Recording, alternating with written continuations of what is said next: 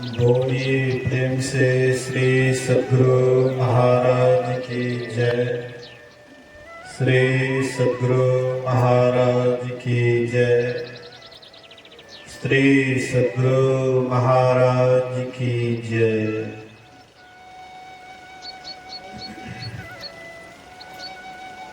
अखंड मंडलाकारं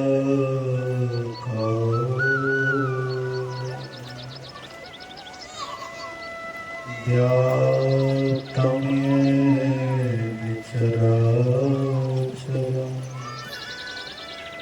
तत्पदं दर्शितं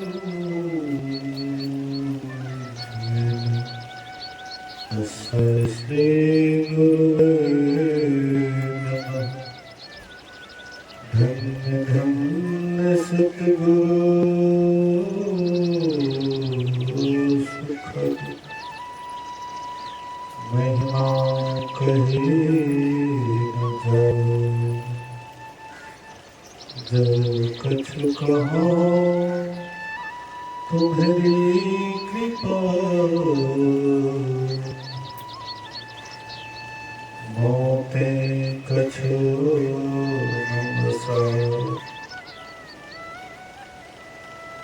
सर्वत्र सदा वर्तमान सद्गुरु महाराज के पावन चरणों में कोटि कोटि नमन। उपस्थित धर्म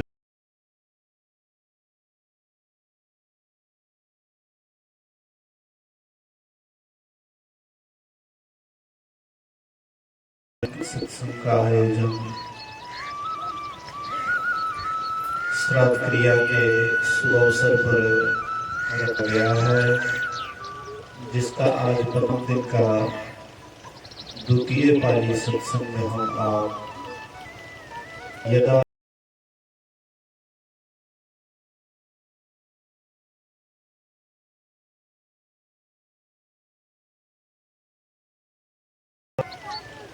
बड़भागी हैं। ये कलिकाल में लोग इतने भौतिक पदार्थ में व्यस्त हैं, उनको परमात्मा का स्मरण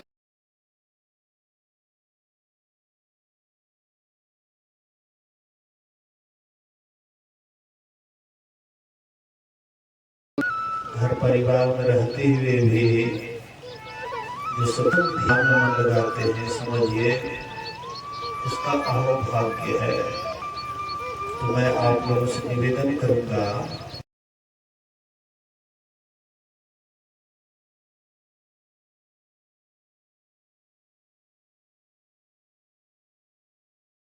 आते हैं, उठते हैं, बैठते हैं, गपशप करते हैं।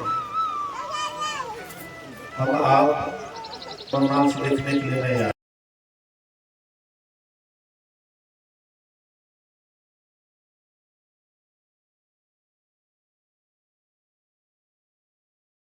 वह विषय अच्छा लगता है जो जिसमें विषयों का आनंद मिलता है, विषय रस मिला है। इंद्रियां एक ही है तो बाहरी चमक बड़ी लगता है। मानव में भी जो चमक दमक वाले महात्मा होते तो काफी भीड़ होता है। हाँ, चमक अलग ढंग से मौका हाँ जो है चमकाते हैं लोग जोर कहते हैं।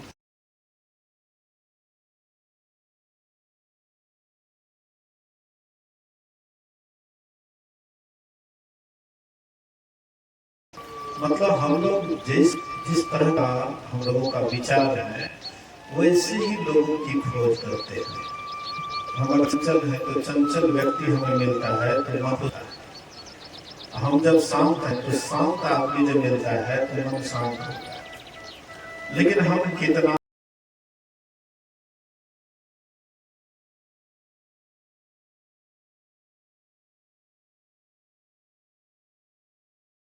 अपने अंदर नहीं आइएगा, तब तक जो आप कहेंगे हम सुखी हो जाएंगे, कभी नहीं हो सकते।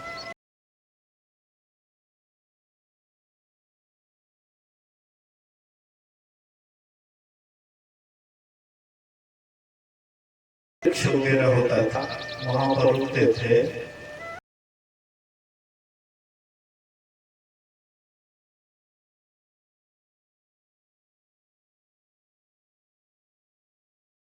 तो बुला लीजिए तो टिकटों का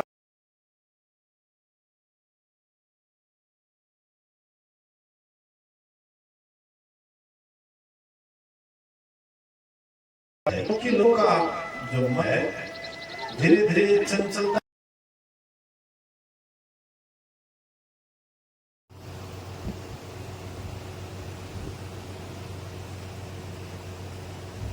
है।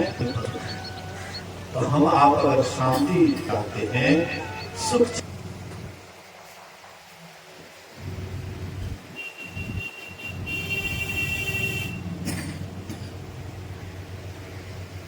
चारों को मत जाने दीजिए।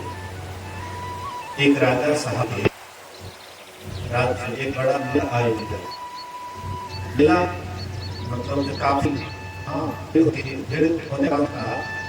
राजा का ऐलान था कि भाई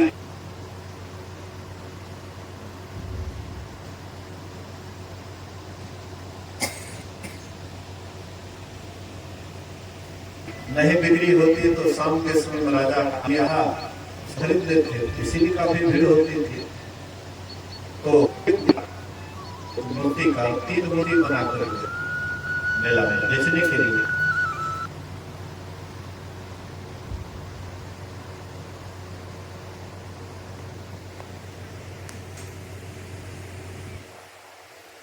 लेकिन हाँ ये बात तो है, तो क्या है, कितना दाम रखा?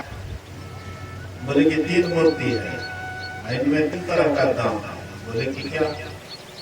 बोले कि एक मूर्ति है, दोनों मतलब है ना, इसका कोई कीमत नहीं है, फ्री। बोले दूसरा, बोले कि उसका कुछ कीमत है। तीसरा बोले कि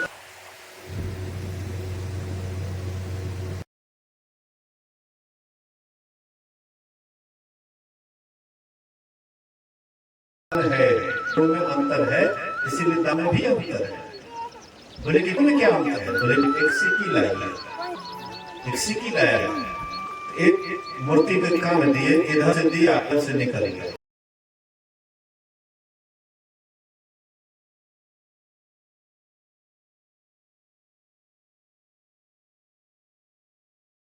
मेरा ख्याल से सत्संग में देखते भारतीय होता है, भीड़ देखिए उमड़ जाता है, लगता है शायद अब जो है रामराज आने वाला है, रामराज आ गया है। सत्संग भी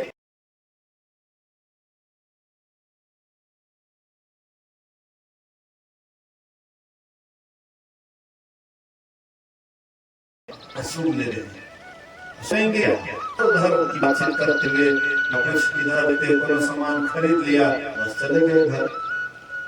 इधर से सुने, इधर से निकाले, कोई कीमत नहीं। बोले कि दूसरी इसका कुछ कीमत है, तो क्या कीमत है?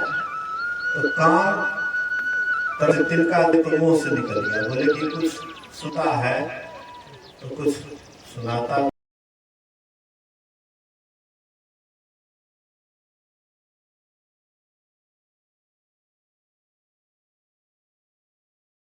बोले कि जो सुनता है अपने जीवन में ही उतारता है, इसलिए इसका अनमोल कीमत है। बोलिए श्री सद्गुरु। अमूर्ति अलग नहीं है, अब हम ही लोग मूर्ति है। अब हम लोग विचार मूर्ति हम लोग है, मूर्ति है।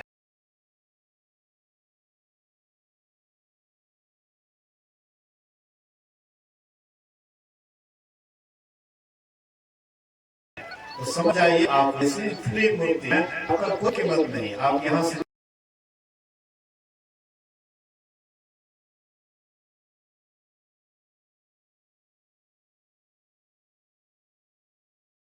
सत्संग आते हैं, थोड़ा बहुत सुनते हैं, और जहाँ तक समय दूसरे को भी थोड़ा बहुत समझते हैं। ये तक काम है सत्संग का बढ़िया है, इस चीज का उद्धार होता है, इसलिए काम करना चाहिए। मतलब आप इसको अच्छा, हाँ आप भी समझते हैं, दूसरे को थोड़ा बहुत समझाते हैं, तो चाहिए आपका कुछ मत है। लेकिन जो सत्संग ध्यान करते हैं, सत्संग सुनते हैं और अपने जीवन में ही उतारते हैं, एकदम लगे हैं एक पर ध्यान में एकदम तल्लीन हो जाते हैं। संसार का भी ख्याल नहीं रहता है, कौन आ कौन गया उसका भी पता नहीं रहता है। तो राम लगन बाबा एक घोड़ा था, उसका घास छीलने के लिए जाते थे। घास छिलते छिलते बस समाधि में चले जाते थे। मतलब काम कर रहे हैं, काम करते करते राम में मन लग गया, काम छूट गया और चले गए बस राम में रमन करने लगे, समाधि में चले गए। कोई ख्याल नहीं रहता था कि हम कहाँ है, कौन काम कर रहे हैं।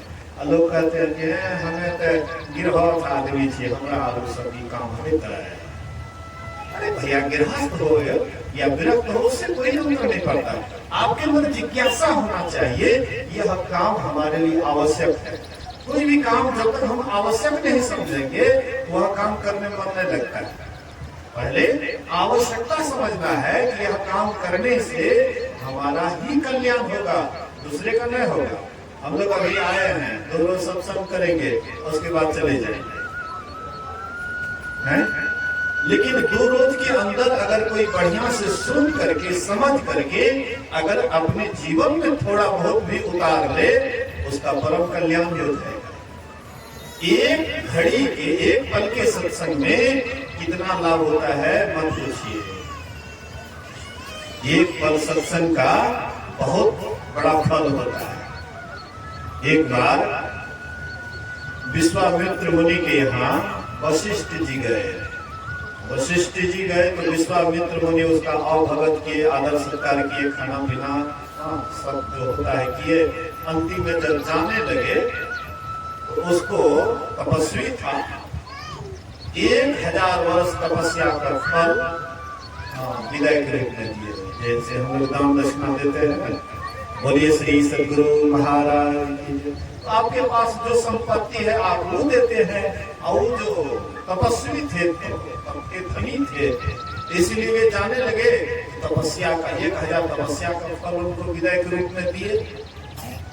उसके बाद कुछ दिनों के बाद जब विश्वामित्र भी जाते हैं वशिष्ठ मुनि के यहाँ, मेहमानी उनका भी अवभगत किए, हो जाओ विदा होने लगे, एक पल सत्संग का फल दिए, एक पल। बोलिए श्री सदगुरु महाराज की। देखिए सत्संग की क्या विशेषता है, एक पल सत्संग का फल दिए। ही तो एकदम गोसागर हैं, मेरा अपमान किए आप। हमारे यहाँ गए तो हम आपको 1000 वर्ष तपस्या का फल, हम आपके यहाँ आए तो एक पल सत्संग का फल, ये तो बिल्कुल बेईमानी है, आप मेरा अपमान किए हैं। वशिष्ठ मुनि कहते नहीं, आपसे हम कुछ विशेष दे दिए, आपसे हम कुछ विशेष दे दिए। बोले कि नहीं आप गलती बोलते। बोले कि नहीं मैं सही बोलता हूँ। दोनों बक्सक, 2 आदमी बक्सक कर रहा है, तीसरा आदमी कोई रहेगा तब ना, मतलब न्याय करेगा कि कौन सही कौन गलत। तो न्याय करने वाले भी तो जैसे तैसे रहेगा तो नहीं काम चलेगा, क्योंकि यहाँ तपस्या और सत्संग की बात है। कोई विशेष तपस्वी होगा, कोई विशेष सत्संगी होगा, कोई विशेष समाधि युक्त होगा, वही इसका फैसला कर सकता है, दूसरा नहीं। जिसे जैसा गंभीर होता है वैसे फैसला करने वाला भी होता है। गए यहाँ से दोनों जाकर के ब्रह्मा जी से कहते हैं, विश्वामित्र जी एकदम गुस्सा करके, देखिए कि हमारा अपमान किया है, हमारे यहाँ गए मेहमानी तो हम इसको 1000 तपस्या का फल दिए, हम इसके यहाँ गए तो एक पल सत्संग का फल दिया, कितना बड़ा अपमान किया।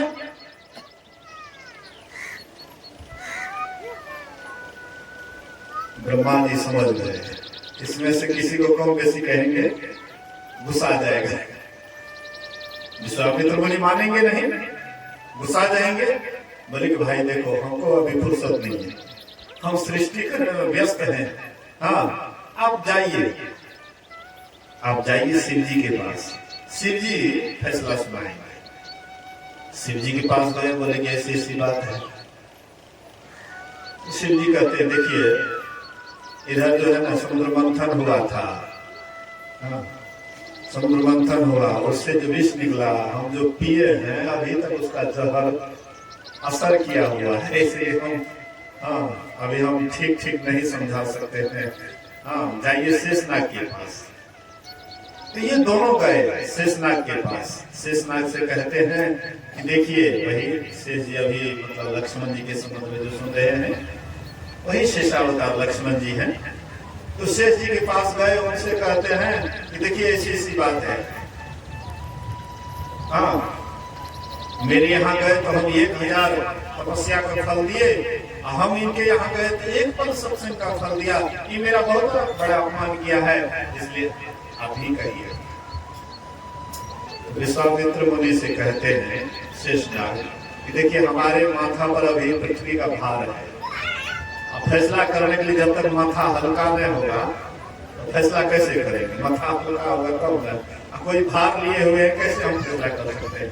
1000 तपस्या का फल जो आप दिए हैं वो भार से पृथ्वी को रोक करके रखिए, हम फैसला सुनाएंगे। तो ये क्या करते हैं, 1000 तपस्या का फल लेकर के पृथ्वी को रोकने का कोशिश की, लेकिन जब पृथ्वी नीचे धंसने लगा, दबने लगे, तो बोले देखिए देखिए अपना पृथ्वी अपना संभालिए, हमसे नहीं संभलेगा, अपना पृथ्वी अपना संभालिए, हमसे नहीं संभलेगा। उसके बाद वशिष्ठ मुनि से कहते हैं आप जो 1 पल सत्संग का फल दिए इनको विदाई में, वही 1 पल सत्संग का फल से पृथ्वी को रोक करके रखिए, तब हम आपको फैसला सुनाएंगे। तो ये 1 पल सत्संग का फल जैसे ही लगाए, उंगली पर जैसे ही पृथ्वी को रखे, वहीं पर अधर पर अटक गया। बोलिए श्री सद्गुरु, पृथ्वी वहीं पर अटक गया। विश्वामित्र मुनि कहते हैं अब तो आपका माथा हल्का हुआ, अब तो सुनाइए, अब तो सुनाइए। दोनों में कौन विशेष? बोले सुनाने वाली बात है, प्रत्यक्ष के लिए प्रमाण की आवश्यकता क्या है? अरे प्रत्यक्ष हम दिखा दिए, 1000 तपस्या का फल आप लगाए, लेकिन पृथ्वी अधर पर नहीं टिकी, लेकिन 1 पल सत्संग का फल इन्होंने लगाया, देख लीजिए पृथ्वी अधर पर टिका हुआ है। इसके लिए अब फैसला करने की क्या आवश्यकता है? अब तो प्रत्यक्ष दिखा दिए। कहने का आशय है कि सत्संग का बहुत बड़ा फल होता है, लेकिन लोग समझे तब तो, लोग नहीं समझ पाता, सत्संग की गहराई को नहीं समझ पाता है, इसलिए सत्संग में आना नहीं चाहता है। आ भी जाता है तो बेमन से आता है, मतलब मन नहीं है आने का, लेकिन बाबा आए हैं, चलो कुछ देर सुनेंगे, अनमना ढंग से, अनमना ब्याह कर पट्टी से क्या होगा, इससे कुछ होने वाला थोड़े है। जब तक आप पूरे लगन के साथ कोई काम नहीं कीजिएगा, वो काम में आपको सफलता नहीं मिलेगी। कोई भी काम हो, खेती पथारी करते हैं, अनमना ढंग से करते हैं, किसान तो देखिए, तो देखते हैं बगल वाला इतना बढ़िया फसल, क्यों इसका इतना बढ़िया फसल हुआ, हम भी उससे बढ़िया करेंगे, हैं? कितना उसको लगन है। देखो मैंने सुना है गाँव घर पहले खैनी का खेती होता था, तो 2 कास्ट यादव एगो कोई तो इसमें बड़ा तेज होता है, बारिश में मेहनती होता है, तेज होता है, तो दोनों में मतलब जो है दोनों याद था, मित्र था, तो ये क्या कहते, जो भी काम करता था तो यादव भी उससे पहले एकदम चकाचक, ये जो भी काम करता था उससे पहले वो कर लेता था। दोनों में ऐसे होता था, धीरे धीरे देखा कि ये तो हमसे भी आगे बढ़ रहा है। जो भी प्लान बनाते हैं हम लोग भोर में जग करके और पहले जाकर के कर लेता है। तो एक दिन क्या करते हैं, प्लान बनाते हैं, अरे देखे छी बड़ा बढ़िया, जैसे खैनी के पौधा देखे छी बड़ा बढ़िया पलाग लगे, कहता चौकी लगा देगी ना, और झाड़ पात करता खूब बढ़िया, खैनी और ज्यादा से ज्यादा देते। अपना आपस में बात कर रहे थे, यादव जी बोला सोचना, ओ अच्छा ये बात है, इसके जाने से पहले वो एकदम भिनसरे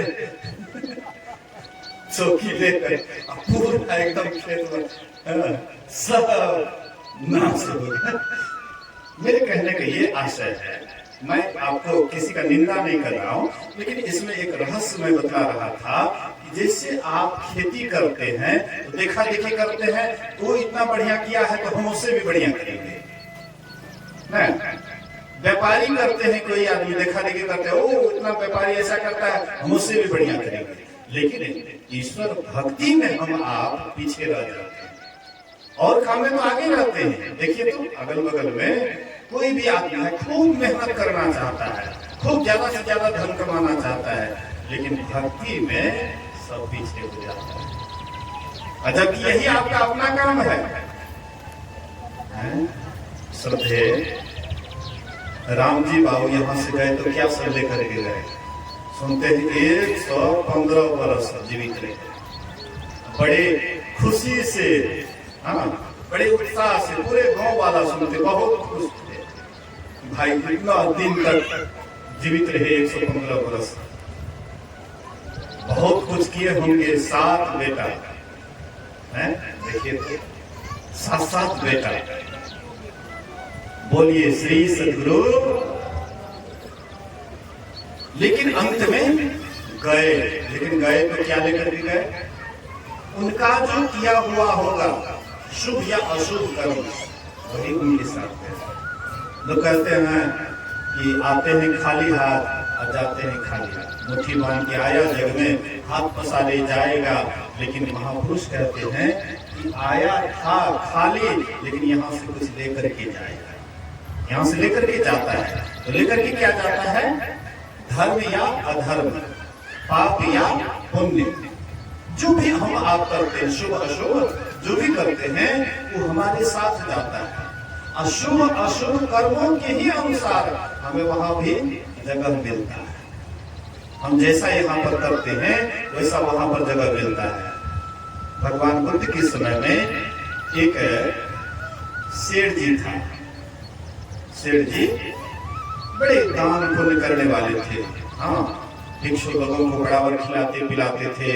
एक बहुत बड़ा आलिशान, हाँ आलिशान धर्मशाला बना करके भिक्षुओं को दान दिए थे। बहुत बढ़िया सुंदर मकान बना करके भिक्षु संघ को दान दिए थे। तो महामोद गल्याण भगवान बुद्ध के शिष्य वो गए स्वर्ग घूमने के लिए। आप कहिएगा कि 100 शरीर भी स्वर्ग जाते थे। हाँ, एक योगी 100 शरीर भी स्वर्ग जाते हैं, देवी देवताओं से बात करते हैं, हालचाल पूछते हैं। तो यहाँ वहां जब गए स्वर्ग तो देखे 100 मंजिल का मकान बना हुआ है स्वर्ग में, बहुत दास दासियां हैं। और जैसे महामोद गल्याण गए वहां पर, कहते हैं कि फलना सेठ का हम लोग दास दासी हैं, उन्हीं का इंतजार कर रहे हैं कि वे कब आएंगे, उन्हीं के लिए ये भवन बना हुआ है, मकान बना हुआ है। तो महामोद गल्याण स्वर्ग की से आने के बाद भगवान बुद्ध को प्रणाम किए। बोले हजूर, कोई यहाँ रहता है उसके लिए वहां भी बन जाता है मकान, वहां भी दास दासियां रहते हैं, इंतजार करते हैं। बोले कि हाँ, जैसे बहुत दिनों तक कोई विदेश में रहता है, अब विदेश से लौटने के बाद उनके सगे संबंधी उनके स्वागत के लिए सब खड़े रहते हैं कि हमारा बेटा बहुत दिनों के बाद आ रहा है, हमारा भाई है, सगे संबंधी सब उसके स्वागत में खड़े रहते हैं। वैसे ही पृथ्वी लोक पर भी जो दान पुण्य करते हैं, शुभ कर्म करते हैं, उसके लिए उसी का पुण्य, उसी का किया हुआ पुण्य, हाँ वो जो है उसी का किया हुआ पुण्य है। दास दासियां क्या है? पुण्य का ही प्रतिफल है। यहाँ पर भी आप देखते हैं किसी को खूब सेवा होता है और किसी को कुछ भी सेवा नहीं होता है। किसी को बेटा बेटी खूब मानते हैं और किसी को बेटा बेटी नहीं मानते हैं, न खाने के लिए देते हैं, न बढ़िया से देख रेख करते, वो भी पुण्य का ही प्रभाव है। किसी के पास पुण्य का प्रभाव है तो उसकी सेवा खूब बढ़िया करते हैं लोग, उसका पुण्य ही उसका सेवा कराता है। और दूसरा आदमी क्या करेंगे? उसी का पुण्य ही उसका सेवा कराता है। और जिसके पास वह पुण्य नहीं होता है तो बेटा बेटे उसका सेवा नहीं करना चाहते, खाने के लिए भी नहीं देते हैं, अलग कर देते हैं, दवाई दारू का भी पैसा नहीं देते हैं। हमने देखा है, हाँ मेरे ही गांव में, हाँ बूढ़ा को रखे हुए हैं साथ में और बूढ़ी को अलग कर दिए, उसको गठिया रोग है, काम धाम ठीक से नहीं कर पाती है, तो बूढ़ा को रखे और बुढ़िया को अलग कर दिए। सुचित विचार की रोगी है, उसमें दवाई का पैसा लगता है, इसलिए उसको अलग कर दिए। तो समझ जाए उसके पुण्य का कमी है, पुण्य की कमी है, इसलिए उसकी सेवा नहीं हो रही है। अगर पुण्य की पूंजी होती, कोई न कोई पुण्य हाँ के ही रूप में कोई न कोई आते उसकी सेवा करते। इसलिए संत महापुरुष कहते हैं, आप अगर सत्संग ध्यान कीजिएगा, सत्संग ध्यान सबसे बड़ा पुण्य है संसार में, इससे बढ़कर के और कोई पुण्य नहीं है। पुण्य तो है, लेकिन सत्संग ध्यान से बढ़कर के, हाँ इससे बढ़कर के कोई पुण्य नहीं है। इसलिए सत्संग ध्यान जो मनोयोग पूर्वक सुनते हैं, करते हैं, कराते हैं, बहुत बड़ा पुण्य का काम करते हैं। यह जीता जागता हाँ पुण्य हम आपको मिलता है। इसलिए हाँ अभी हम लोग सुन रहे थे लक्ष्मण और गुह निषाद के वार्ता। लक्ष्मण जी और गुह निषाद जी दोनों बातचीत कर रहे हैं, जंगल में हैं। राम सीता लक्ष्मण तीनों वनवास में हैं, तीनों वनवास में हैं तो पत्ते के सैया पर दोनों सोए हुए हैं। राम जी और सीता जी दोनों सोए हुए हैं। यह देख करके लक्ष्मण और गुह निषाद दोनों बातचीत होती है। देखो केकई ने बढ़िया काम नहीं किया, केकई अच्छा काम नहीं की। ये देखो जवानी में अभी रासुख मिलता, रासुख होता, और देखो अभी इस उम्र में यहाँ जंगल में पत्ते के पिछोने पर सोए हैं। जंगल में न खाने का ठिकाना, न रहने का ठिकाना, किसी चीज की सुविधा नहीं, पूरे असुविधा में रह रहे हैं। देखो के कहीं अच्छा नहीं की। गुह निषाद कहते हैं कि कहीं ने अच्छा नहीं की, और लक्ष्मण जी कहते हैं काहु न को सुख दुख कर दाता, निज कृत कर्म भोग सुनु भ्राता। हे भाई, कोई किसी को सुख दुख नहीं देता है, सबको अपने ही कर्मों का फल भोगना पड़ता है। और ये श्री श्री गुरु महाराज जी अब आ गया, वो बात की नहीं आएगा। हम जो कह रहे थे कि पुण्य के ही प्रभाव से कोई किसी की सेवा करते हैं और कोई किसी की सेवा नहीं करते हैं। तो रासुख से क्यों वंचित हो गया? राम और सीता भगवान और भगवती का अवतार लोग मानते हैं। इसमें राम जी भगवान थे और सीता जी भगवती थी। लेकिन पुण्य का कुछ कमी होने के कारण कोई ऐसा कर्म हुआ जिस कर्म के कारण मिलने वाला था राजगद्दी, मिल गया वनवास। मिलने वाला था ना राजगद्दी, रातें भर में उलटफेर हो गया। आपको पिताजी कह दे कि कल हम तुमको सब कुछ सौंप देंगे, रातें भर में उलट पुलट होकर के कहेंगे कि नहीं अब तुमको कुछ नहीं देंगे, अब तुम चले जाओ जहां जाना है, तो शायद आप नहीं छोड़िएगा। लेकिन राम जी अलग व्यवहार के लोग थे। उनके अंदर में बाहरी सुख की कामना नहीं थी, उसको आंतरिक सुख की कामना थी। इसीलिए राजपाट छोड़ करके वनवास भी गए तो उदास नहीं हुए, बड़े खुश थे, बड़े प्रसन्न थे। बोलिए श्री सद्गुरु महाराज की जय। बड़े खुश थे, प्रसन्न थे। तो गुह निषाद कहते हैं कि केकई माँ अच्छा नहीं की, वनवास दे दिए, ऐसा नहीं करना चाहिए। लेकिन लक्ष्मण जी कहते हैं बोले लखन मधुर मृदु बानी, ज्ञान विराग भगति रस सानी। लक्ष्मण जी कोमल और मधुर वाणी से बोलते हैं कि हे भाई, कोई किसी को सुख दुख नहीं देता है। कोई ऑपरेटर है तो हल्का सा कम कर दीजिए, सीटी दे रहा है। बोलिए श्री सद्गुरु महाराज की जय। तो लक्ष्मण जी कहते हैं कि कोई किसी को सुख दुख नहीं देता है। देखिएगा, किसी का दाम्पत्य जीवन सुखी रहता है, किसी का दाम्पत्य जीवन बड़ा दुखी रहता है। हाँ, किसी का पुरुष बढ़िया तो किसी की पत्नी बढ़िया है, पत्नी बढ़िया है तो पति बढ़िया नहीं है। हाँ, किसी का पति बढ़िया है तो पत्नी बढ़िया नहीं है। अगर पति शांत स्वभाव के हैं तो पत्नी कड़कसा टाइप की है, किसी की पत्नी शांत स्वभाव की है तो पति कड़कसा टाइप के है। दोनों का जीवन कलहमय व्यतीत होता है। और किसी किसी को देखिएगा कि जोड़ा कहीं कहीं पर दोनों एक स्वभाव का मिलता है और बड़ा आपस में प्रेम रहता है। तो ऐसा क्यों होता है? उसके पास उस तरह का पुण्य था। राम जी को सीता जैसे पत्नी कैसे मिले? ऐसा पुण्य था, तब ने हर जगह उसका साथ दिए, सुख में, दुख में, हानि में, लाभ में सीता जी साथ खड़े। थोड़ा सा भी पति के आज्ञा का उल्लंघन नहीं की। गर्भवती अवस्था में बोले कि तुमको वनवास जाना है तो एक बार सीता जी प्रतिक्रिया नहीं दी कि आप हमको कैसे वनवास भेज रहे हैं, अभी हमारा जाने का कोई समय है, नहीं बोली। चुपचाप पति के ही सुख में अपना सुख देखी। मतलब दोनों एक स्वभाव के, सीता जी भी शांत स्वभाव की, राम जी भी शांत स्वभाव के, दोनों एक समान। तो दोनों के पास में उस तरह का पुण्य का पूंजी था, इसलिए दोनों एक जैसे मिले।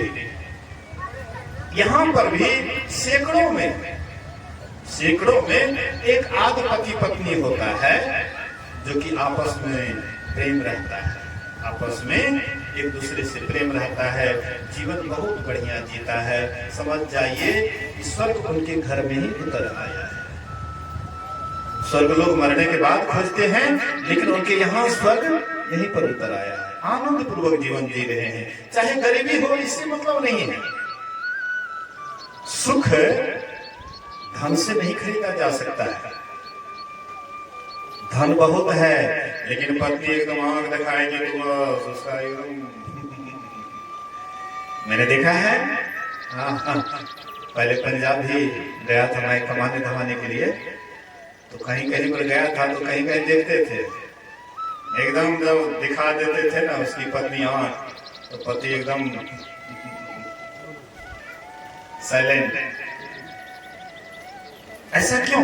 उसके पास में धन दौलत सब कुछ है, लेकिन आप प्रेम नहीं है। अब प्रेम नहीं है तो मकान के अंदर में भी रह करके उसको सुख चैन नहीं मिलता है, उसको सुख चैन नहीं बुझाता है। सोचता है कि क्या ये मकान तकाने से बढ़िया तो जंगले झाड़ में रहते तो बढ़िया रहता। मकान पा करके खुश नहीं है, धन पा करके खुश नहीं है। मेरी कहने का ये आशय है, किसी को भी चाहे माता पिता ही अनुकूल मिलता है, चाहे पत्नी या पति ही अनुकूल मिलता है, कोई आपके परिवार में भी अनुकूल मिलता है, वह पुण्य का ही प्रभाव है, पुण्य की ही विशेषता है। तो पुण्य में थोड़ा सा गड़बड़ी होने के कारण राम जी को वनवास मिल गया। मिलना था राज्य, मिल गया वनवास, और उनके ही कर्मों का फल है, कोई दूसरे का नहीं है। लक्ष्मण जी तो राम जी के एक नंबर के सेवक हैं कि अपना सुख को नहीं देखे। भैया जंगल जा रहे हैं तो चलो हम भी जा रहे हैं जंगल, ये नहीं देखे कि अब भैया जा रहे हैं जंगल तो भले जाए, हम काहे के लिए भैया के पीछे समय गवाएंगे, जंगल झाड़ में कितना कष्ट होगा। लेकिन नहीं, बहुत प्रेम था राम जी से लक्ष्मण को।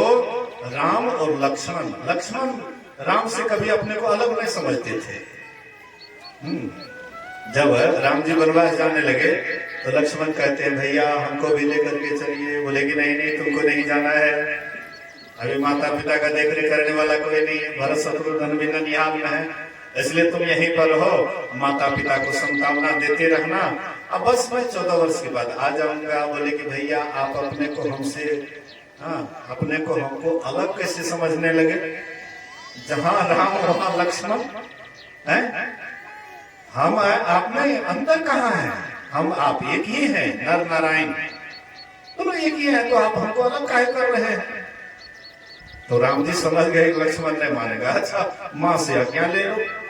माँ के पास गए तो माँ भी कैसी थी, हैं? आजकल की माँ रहती, अरे बेटा जाने दो, सौतेला भाई जा रहा है वनवास, तुम्हारा भाग खुल गया है। हाँ, माँ भी कैसी थी, अरे बेटा राम जी वनवास जा रहे हैं, तुम यहाँ पर क्या करोगे?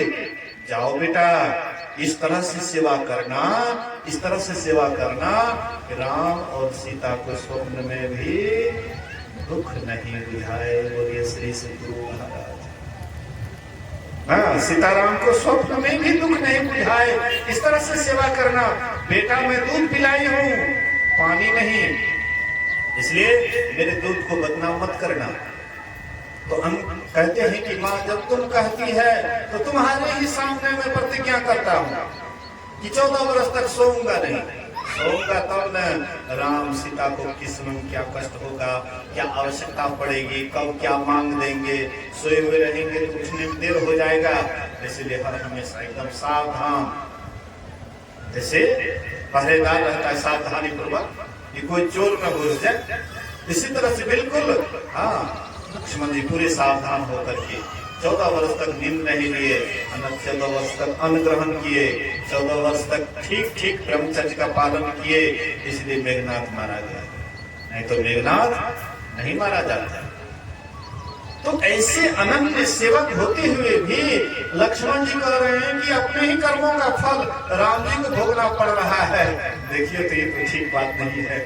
किसी को विपत्ति पड़े और आप कहिएगा कि ओकरा अपने कर्म के फल मिले से, देखला एक्सीडेंट जे भेले मरले जे ओकरा अपने कर्म के फल लिए कि ओकरा ठीक लगता है। ककरो रोग भए गेलै, कोनो मान लियो कैंसरे भए गेलै, कैंसर रोग भए गेलै, लोग सब करे रहल छै, हे या देखला एकरा कर्म के फल देखला मिल रहल छै, नीक लगता है।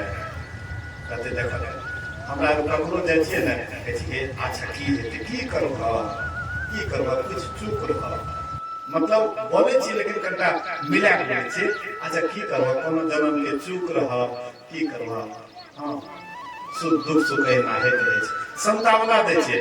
लेकिन एना लक्ष्मण जी संतावना नहीं दे रहल छै, सीधे वार कह रहल छै, ई तो भैया के कर्म के फल छियै। कोई ककरो सुख दुख नहीं दै छै, जेहन कर्म करलकै वहने फल भैया भोग रहल छै, एकदम सीधे।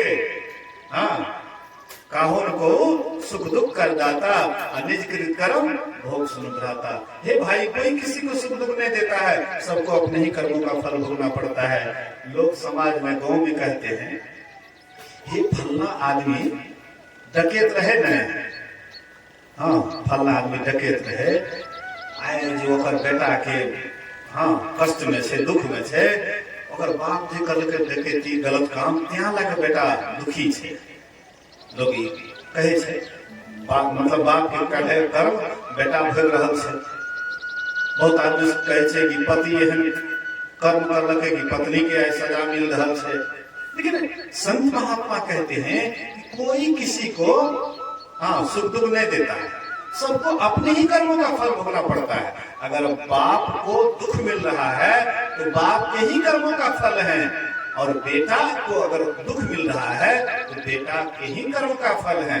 बाप अगर सुखी हैं उनके पुण्य कर्म का फल है, बेटा अगर सुखी हैं तो उनके ही पुण्य कर्म का फल है।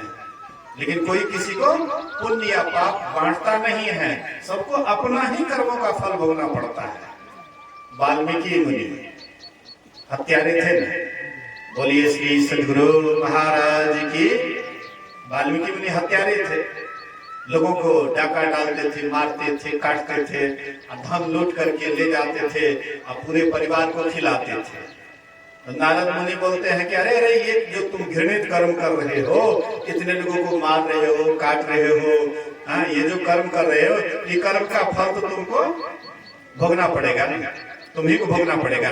कल बोले कि खिलाते हैं सब परिवार को, अब भोगना पड़ेगा हम ही ठोको। जब सबको खिलाते हैं तो सबको न भोगना पड़ेगा। बोले कि नहीं, करता है तू कर्म जैसा तुम्ही को भोगना पड़ेगा। बोले कि नहीं नहीं, हम जो करते हैं तो सबके लिए नहीं करते हैं। चोरी करते हैं तो सबके लिए करते हैं, बेईमानी करते हैं सबके लिए करते हैं, किसी का जमीन हड़पते हैं तो सबके लिए हड़पते हैं। नहीं होता है भैयारी में जमीन किसी का कोई लिखा लेता है। आजकल तो ये सब खूब आम बात हो गया। अपने भी परिवार में लस्की लगा हुआ है, दूसरे को क्या कहेंगे। जिसके हाथ में भैंस उसी, जिसके हाथ में लाठी उसी का भैंस। किसी का कोई जमीन लिखा लिया, कोई किसी का जमीन, मतलब हड़पने लगा हुआ है कि कितना किसका हड़प ले। तो हड़पने के लिए बेईमानी भी करता है एक ही आदमी।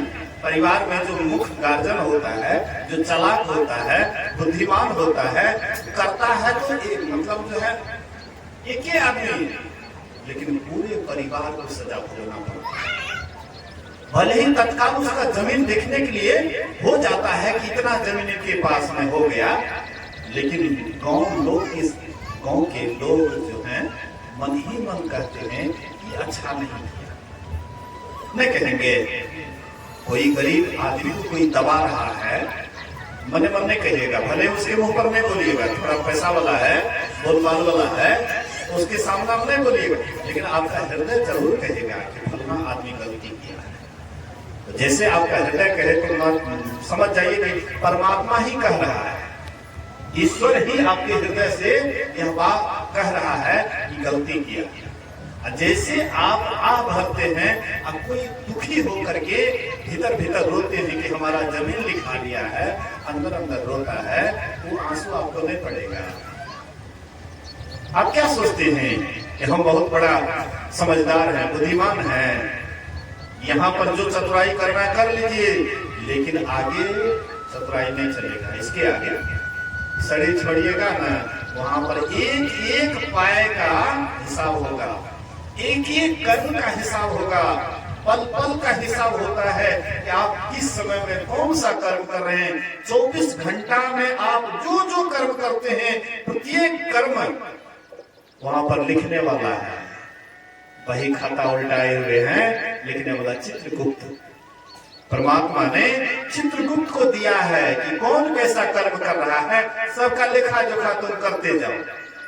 शरीर जब छूटेगा तो वहां पर लेखा जोखा सबका वहां होगा, आपने क्या कर्म किया है सबका सजा भोगना पड़ेगा। बहुत आदमी कहते हैं मरे के बाद के देखेंगे, मरे के बाद के देखेंगे, तो सब दिन पूरा हुआ तोहर दादा रहा, परदादा रहा, उ सब किया नहीं, उ सब कहता गेल, कभी चिट्ठियों भेजलक। अरे बाबा, शरीर छूटता है लेकिन आप तो रहते हैं, आप अभी भी हैं, आप पहले भी थे, आप भविष्य में भी रहेंगे। आपका नाश नहीं होता, शरीर का नाश होता है। अच्छा मान लियो ककरो मतलब जैसे से मारे छे, तो शरीर में रहे वाला के लागे छे दर्द है कि नहीं है? हमरा अग्नि को मारे तो हम शरीर में छिए तो हमरा दर्द नहीं होता है, वही ना हमें तो रहबे करे छे, हमारे शरीर में छूटे छे। अनुभव करे वाला, सुख के अनुभव करे वाला जे हम छिए, हम तो रहबे करबे, हम तो कतौ जेबे नहीं, लेकिन ओते जे यातना हेते, कष्ट हेते, वो ककरा मतलब जैसे कि ओकरा भगते हमरे भगे पड़ता है। कहावत है, चरवा के कमैला सब कोई खाए, अकेले चरवा बांधल जाए।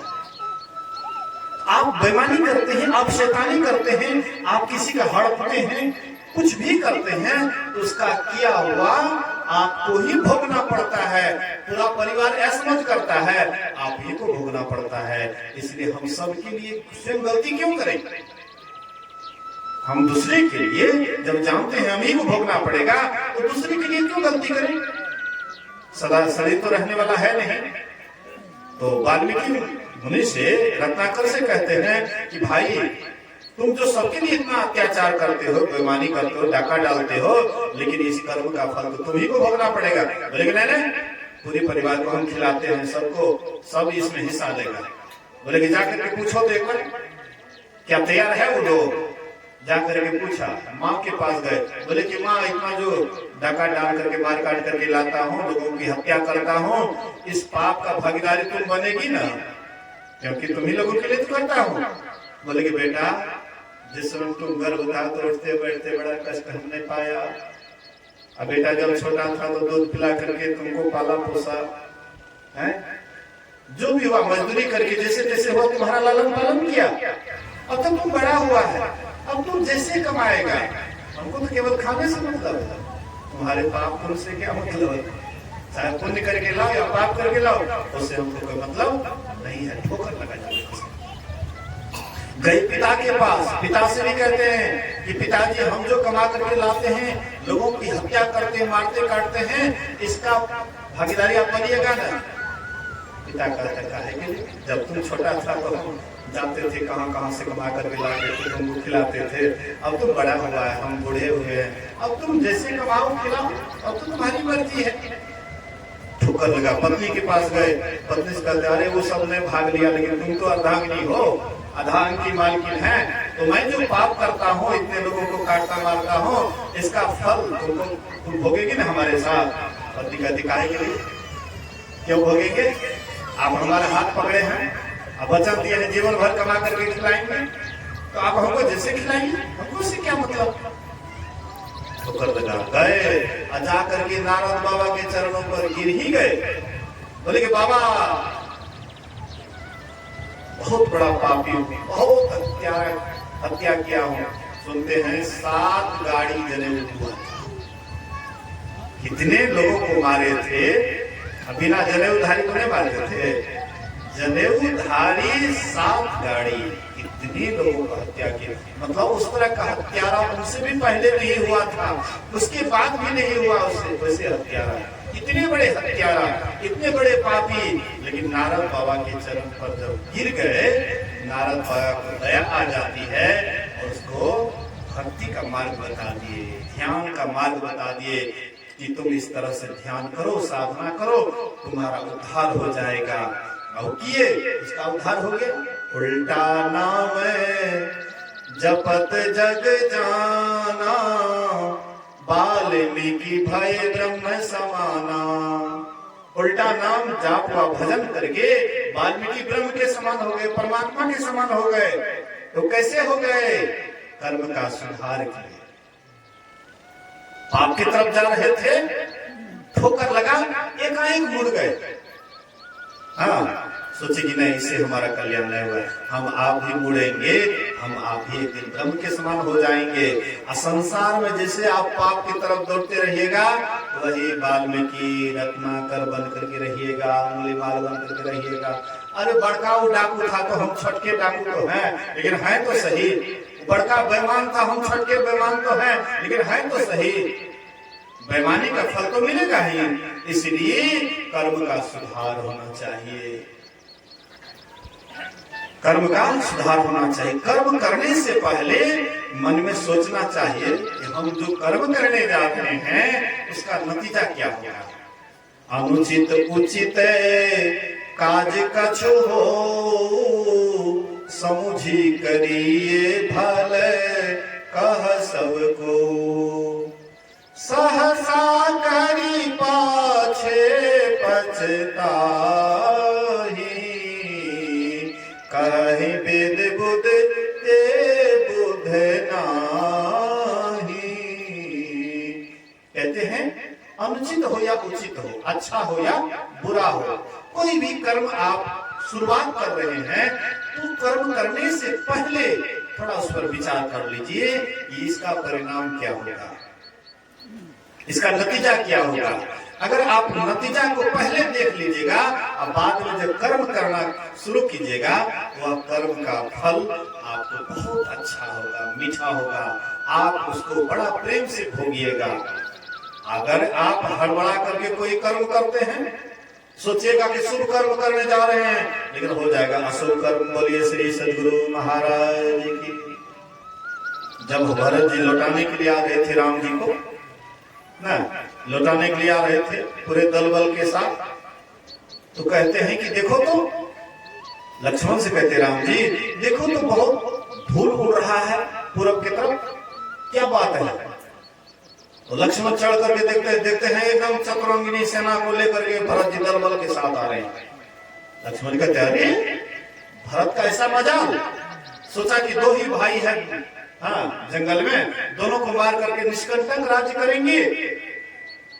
राम जी की दुहाई है, अगर आज हजारों शिव अगर वो उसकी रक्षा करेंगे, राम जी की दुहाई, आज पूरी सेना सहित भरत को रण क्षेत्र में अगर नहीं सुलाऊं तो राम जी की दुहाई है।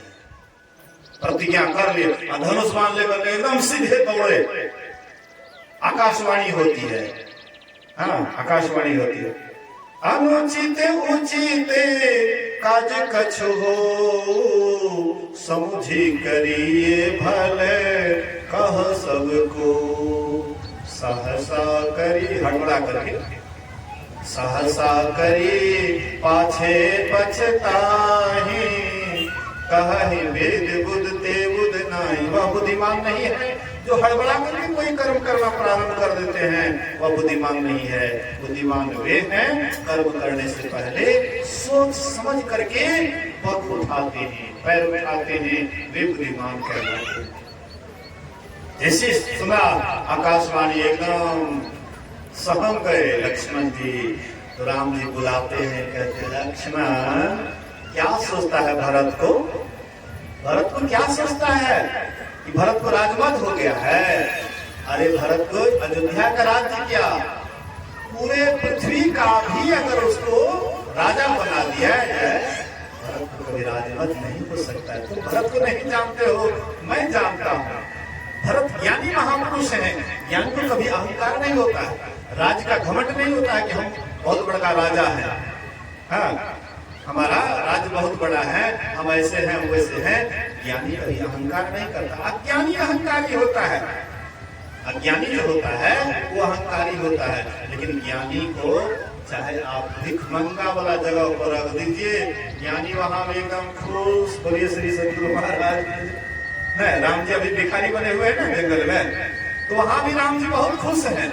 चाहे उसको राजा बना दीजिए तब भी राम जी खुश। तो जो ज्ञानी आदमी है उसको जहां भी रखोगे वे खुश ही रहते हैं, प्रसन्न ही रहते हैं।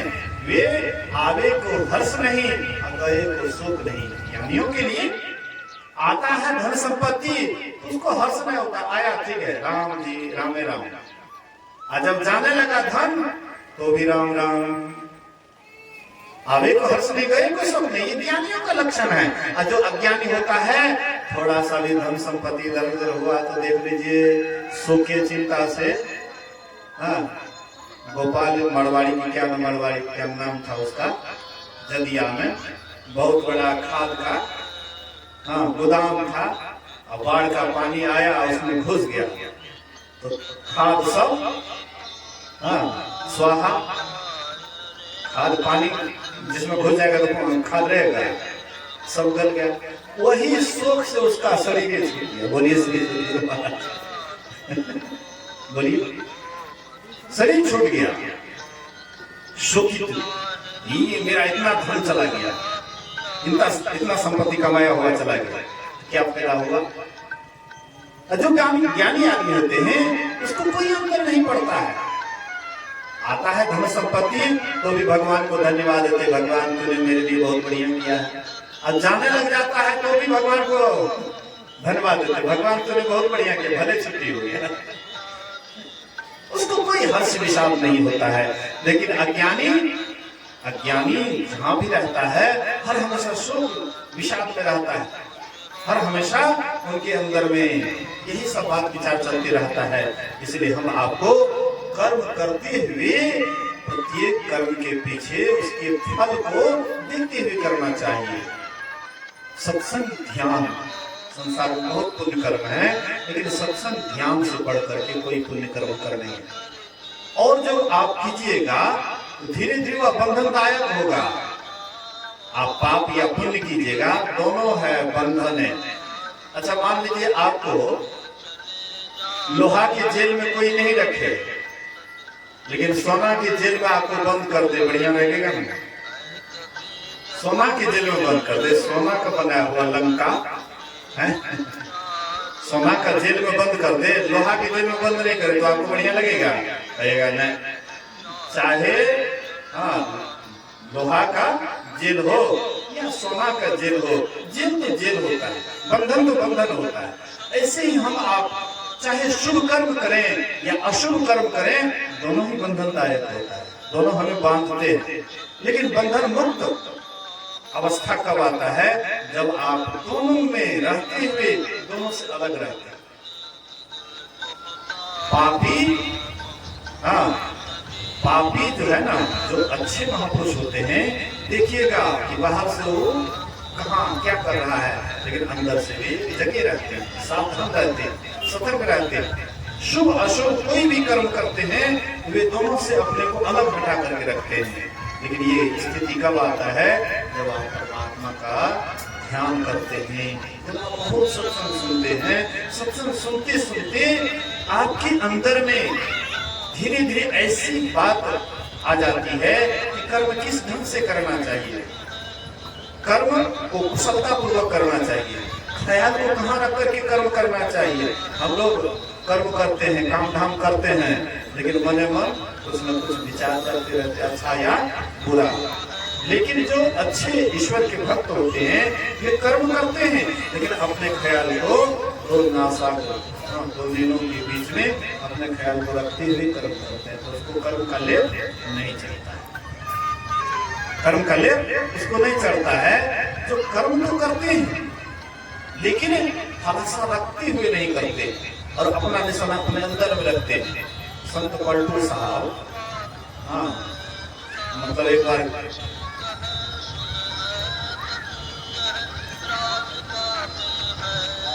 बोलिए प्रेम से श्री सद्गुरु महाराज की जय,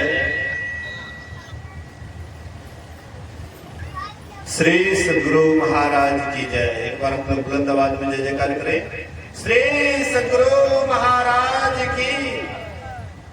तो कर्म तो हम भी करते हैं, कर्म संत महात्मा भी करते हैं, लेकिन दोनों में कितना अंतर है।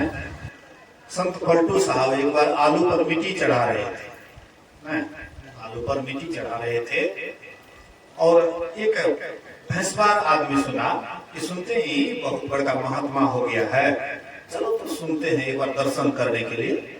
तो जाते हैं दर्शन करने के लिए, तो वहां पर आलू पर मिट्टी चढ़ा रहा है। अरे महात्मा होकर के मंच पर बैठेगा, आप सत्संग करेगा, तो हम लोग कहेंगे महात्मा, और मिट्टी चढ़ा रहा है तो इसको कहेंगे महात्मा। हे पलटुआ, हे पलटुआ, हे पलटुआ। तो नहीं सुना है, अपना ध्यान में मगन है, हाथ काम कर रहा है, अंदर से परमात्मा में एकदम रमे हुए, नहीं सुना, गया दो चार लाठी धड़ा दिया। देखिएगा मंच वाला महात्मा को नहीं देखिएगा नहीं तो तुरंत गर्म हो जाएंगे। बोलिए श्री सद्गुरु। पहले दोसर के जान से पहले जो बोले छोकरे से शुरू होते। बोलिए श्री सद्गुरु। मतलब ये मैं आपको कह रहा हूं कि ये खाली दिखावटी नहीं, जो अंदर से महात्मा है उनके अंदर एक दूसरा स्थिति आ जाता है। तो संत पलटू साहब कोई साधारण नहीं थे, गए दो चार लाठी धड़ा दिए, तो उल्टे संत पलटू साहब उसके पैर को पकड़ लेते हैं, कहते हमसे गलती हो गई। अब कोई आपको मारे, उसी का पैर पकड़ लीजिए, सोचिए उसको क्या होगा। अब तो उसको इतना आत्मग्लानि हुआ कि महाराज गलती तो कोई नहीं किया कि आपको बेवजह आपको मारा, लेकिन आप उल्टे पैर पकड़ लिए। बोले कि देखो लोग मिट्टी का हंडी खरीदने जाते हैं, तो उसको भी दो चार बार ठोक बजा कर देखते हैं पका है बढ़िया से कि नहीं पका है। टन टन बढ़िया से करता है, कहता है बढ़िया है। तो दो चार 5-10 रुपये की मिट्टी के बर्तन लोग लेने जाते हैं, तो उसको भी ठोक बजा करके लेते हैं। लेकिन तुम तो मेरे पास जीवन बनाने के लिए आए हो, और दो चार लाठी ही जांचने के लिए मार दिया, तो कौन बड़का बात कर दिया।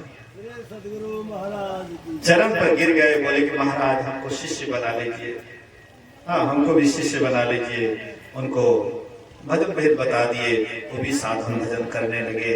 मेरी कहने का ये आशय है कि हम आपके ही जैसे संत महात्मा भी कर्म करते हैं, लेकिन उसका ख्याल संसार में लगा हुआ नहीं रहता है, परिवार में लगा हुआ नहीं रहता है, उसका ख्याल परमात्मा में लगा रहता है।